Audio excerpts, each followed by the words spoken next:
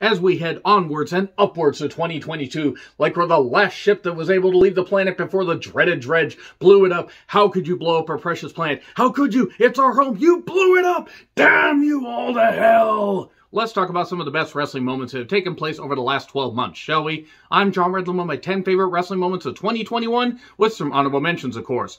If you guys get that reference, I will fucking love you guys forever. But anyway, I want to know your guys' favorite moments. Whether it was an indie show you attended, a live AEW show, WWE, whatever, it doesn't matter. An emotional moment, whatever it was. I want to know in the comments, and also, please try to watch till the very end because I do have a special message for you all. So anyway, let's talk about those honorable mentions. I'm not going to be able to mention every single goddamn moment that I loved.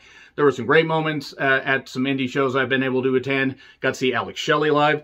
Nick Wayne, that guy's fucking tremendous. Some great, women's action as well. Got to see Danny Jordan, the real mean girl, live. That was really cool. Rebel Kel. So many great moments. Support your local independent promotions. Do want to say that. So, before I get in the comments for not mentioning everybody's favorite moments, Becky Lynch returns at SummerSlam. Okay, maybe her beating Bianca wasn't the best move, but I gotta say that initial pop was pretty damn cool. Mira winning TNT Championship gold. Brock returning to SummerSlam. The Big Borg Laser. Returning. That was really cool. He just did he did the thing. And he blew the pyro out his goddamn Brocktacular laser. Boy, that really didn't make a goddamn lick of sense. And Ruby Soho debuting in AEW. Minoru Suzuki showing up in AEW. Bad Bunny's in-ring performance at Mania 37. And the crowd at AEW All Out. I'm encompassing all that because the Lucha Bros winning the Tag Team Championships was really cool. There was a lot of great stuff. But now, we need to talk about that top 10. I may do a least favorite moments. I don't know. There's been a lot of shit this year too. But I'm still debating on that because let's be positive. Sheik's always positive. So number 10. Adam Hangman Page wins AEW World Heavyweight Championship gold at AEW Full Gear. Okay, so you can check out my Full Gear review if you want to hear, my full-on thoughts. But it was a big goddamn moment, even though I didn't appreciate every aspect of the long-term storytelling. It was a well enough told story that we had a good payoff of Adam Hangman Page beating Kenny Omega, even though you had to have Don Scarlet Fever Callis, Don NDA Callis there. But positive. Adam Hangman Page winning to a big old pop at Full Gear. That was a big moment, and it was really, really good shit. There were, quite a few good moments at AEW pay-per-views, but that one stood out as one hell of a payoff. And, we'll have to see what happens with, Wangman Page. I'm sorry, now he's Wangman Page, because everybody Wang Page tonight. This is being recorded just a couple days before AEW Winter is Coming, so we'll see if they decide to short-circuit. Number 5 is alive, not that short circuit. If they decide to short circuit his title reign. Hopefully they don't, but this was a big goddamn moment and deserves to be at number 10. Then we go number 9. Britt and Thunder Rosa's St. Patrick's Day Bash at, St. Patrick's Day Slam AEW Dynamite on St. Patrick's Day. Be a bit weird otherwise if it wasn't on St. Patrick's Day. I praise this in my favorite matches of the year list. I'll just say it in part 2, just so you know, because it's pretty high on the list. But this is a big moment. I'm not the biggest fan of hardcore matches, but this was really damn cool, and they tore it up. Yes, the thumbtacks might have been, overused at that point, but they did some good stuff there and beating the shit out of each other, showing that was pay-per-view worthy. That was pay-per-view worthy shit on free television. They tore it up, and it would lead to Britt Baker, DMD, becoming AEW Women's Champion about 2.5 months later when she beat Hikaru Shida. And Thunder Rosa needs to be the one to take that title off of Britt. But that was a big moment, and that's something that still sticks out in my mind. I had that saved on the DVR for a while, and I actually found it on demand after it got deleted from the DVR and got through the show just to watch that match again. I've watched that match several times. It's really fucking tremendous. And just the moment of seeing Britt covered in blood, Thunder Rosa and her just scrapping and beating the tar out of each other. Just the moment of the main eventing the show. It was really, really good. Number 8, Shingo Takagi wins IWGP Heavyweight Championship gold at New Japan Dominion in Osaka. There was a thought that just put the title on Okada, he'll figure it out. They put on the Dragon. He scorched the Rainmaker, and it was big. It was huge. It was monumental. It was something unbelievably huge. Well, it's almost big-like. And I think it's from an insect. An insect? If anybody gets that, I'll be shocked. But Shingo Takagi beating Okada was a big moment after Will Ospreay hurt his will neck and had to go home, and he just couldn't take it anymore. He is now back and claiming to be the real world champion. Let's be honest, Shingo Takagi's a better choice anyway, because they weren't exactly moving the goddamn, traffic on New Japan World with Will Ospreay as their champion. That being said, though, Shingo Takagi winning was great. It was really, really good shit, and that's something that's going to stick out in my mind. He's had a hell of a run, had a great run in the G1. Him and Jeff, I'll put another honorable mention here of him and Jeff Cobb just tearing it up and basically stealing Wrestle Kingdom weekend, so to speak, with their never openweight championship match. With Shingo Takagi winning IWGP Heavyweight Championship gold is a big deal. Number 7, CM Punk and Eddie Kingston, the War Awards on AEW Rampage on November 5th, 2021. This was a big deal. I love this. I thought this was good shit. And just the fact that they had their skirmishes and everything, and they had their, they had their War Awards, and this was a hot-shotted thing, but it was a big goddamn deal. It was, Eddie getting in his shots, Punk talking about how he didn't live up to his potential, Eddie saying, after I beat you, why don't you go away for another 7.5 years? Really, really good. I can't encapsulate it perfectly, but this, at least on this list, but it was so goddamn good. I think that segment's available on YouTube. It's fucking great to listen to. And that, to me, that was only beaten by one other segment, and you could honestly flip-flop both of them, and I wouldn't argue with you one bit. But we move on to number 6. Da da da da da da da da. Your time is up. My time is now. It's the 5-knuckle shuffle, everybody. Might as well just do that because that's what it means. John Cena, Wap-a-doo, returned at Money in the Bank 2021. When Roman wanted everybody to acknowledge his meat, John Cena came out with his own 5-knuckle shuffle, but not to do that. To basically, my fucking goodness, the crowd lost its collective mind. Might have lost its lunch, too. I don't know. There might have been people that threw up from excitement. But this was so goddamn cool. And I've never been the biggest John Cena fan. I appreciate a lot of the efforts that he's given. It got to the point where it got ridiculous, but this, really, really good stuff. John Cena, winning the crowd over, rather, after that bullshit with the Firefly Funhouse. Mania 36 was so fucking stupid. The fact he was able to come back, get that kind of reaction, have a brief program with Roman Reigns, it meant something. This was a big moment, though. This was the highlight moment of the whole thing. Number 5, Bryan Danielson's AEW run. I will name 2. His match with Miro might be number 3, but his debut at AEW All Out was really cool. But his heel turn right after Full Gear was a big moment where I was hoping to face Omega and all that stuff, but his heel run just in the last month has been fucking phenomenal. And Bryan Danielson has just had the time of his life. And I owe it all to you, kicked your head right in. Oh, Wang Man, you're in trouble this Wednesday. Anyway, okay, boy, that was really, really goddamn bad. But Bryan Danielson being able to just tear it up, whether he, having that debut, having that moment where, he basically got to upstage Adam Cole, baby, because it's all about that yes, because that's basically what they did.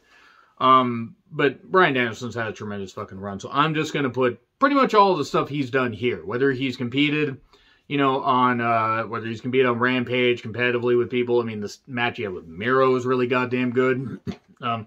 Just Bryan Danielson's debut and showing up and just being thrilled to be on AEW programming, it's a big moment. He's a big get for them.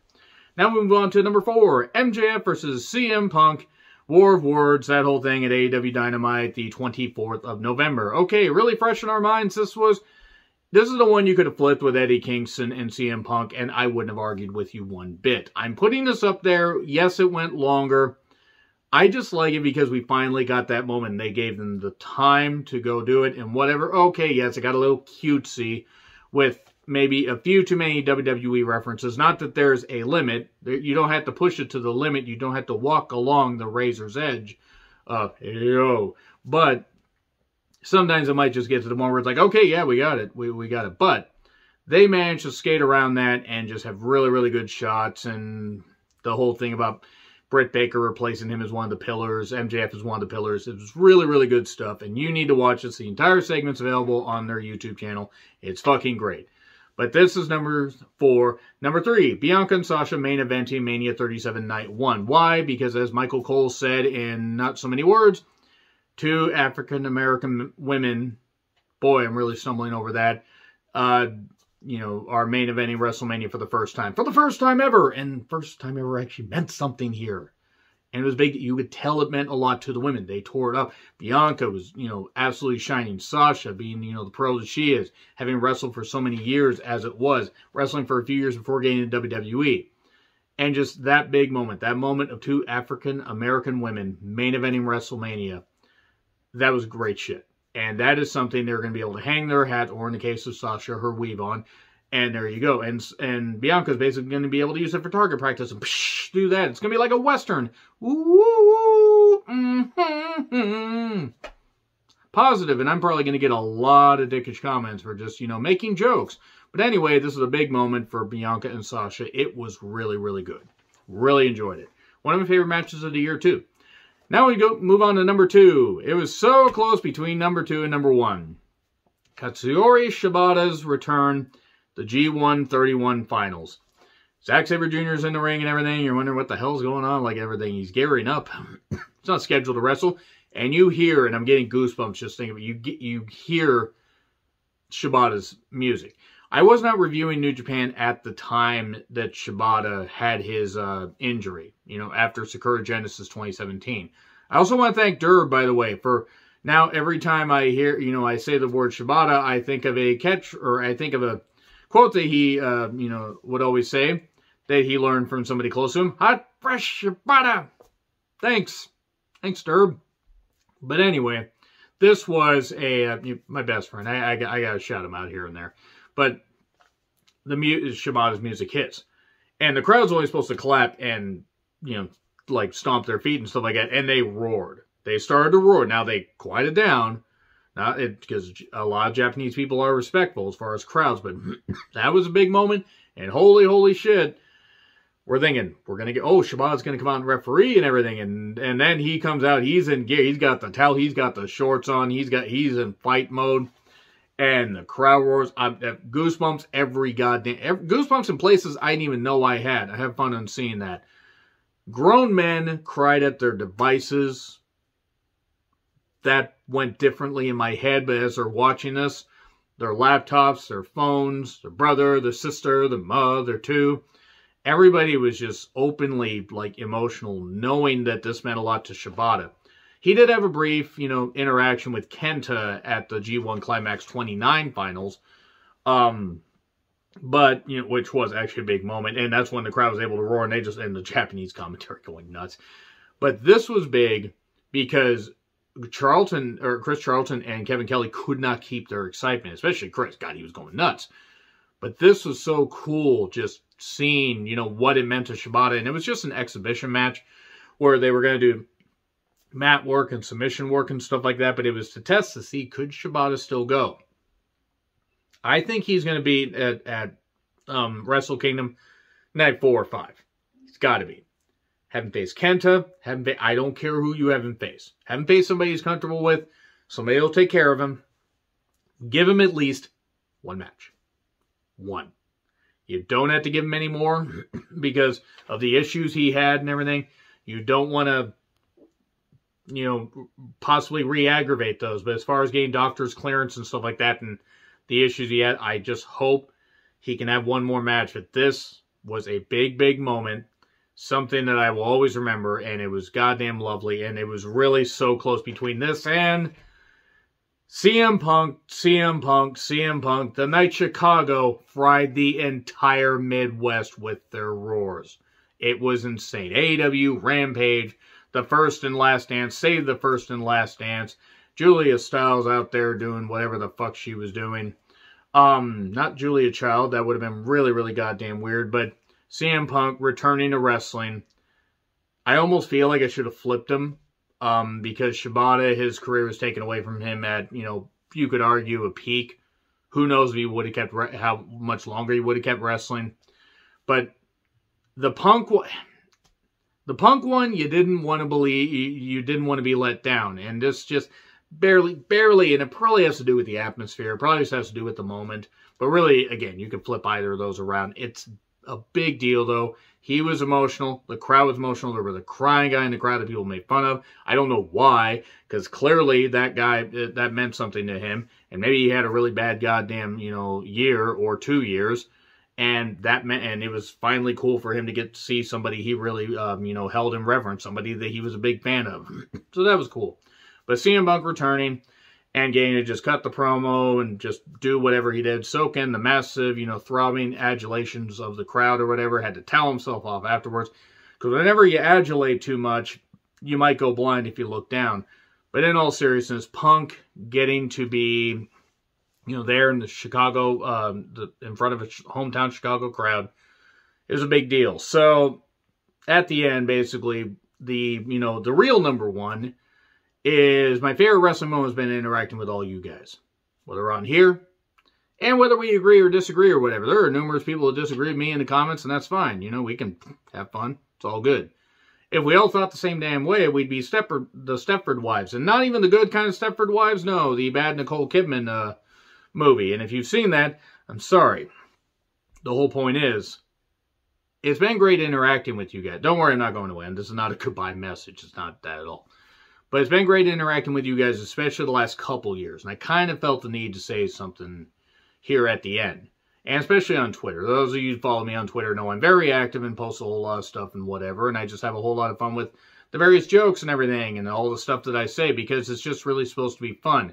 As much as I rip on a lot of aspects of wrestling and asbestos of wrestling because it does need to be removed, the asbestos of wrestling, at least I still love it, and I obviously always will love it, because I've loved it since I was 4 years old, and as much as I get mad at it, I'm gonna always continue to be a wrestling fan, and a large part of why I do this channel is you guys. Now, it helps me with my anxiety and depression, and just really getting any issues out and stuff like that, and I've talked about this in the past, so I'm not gonna go into a long, dissertation on it, but really the favorite wrestling moment of this year, and really of last year, but, of this year, has been interacting with you guys. So I want to thank you guys for helping the channel grow.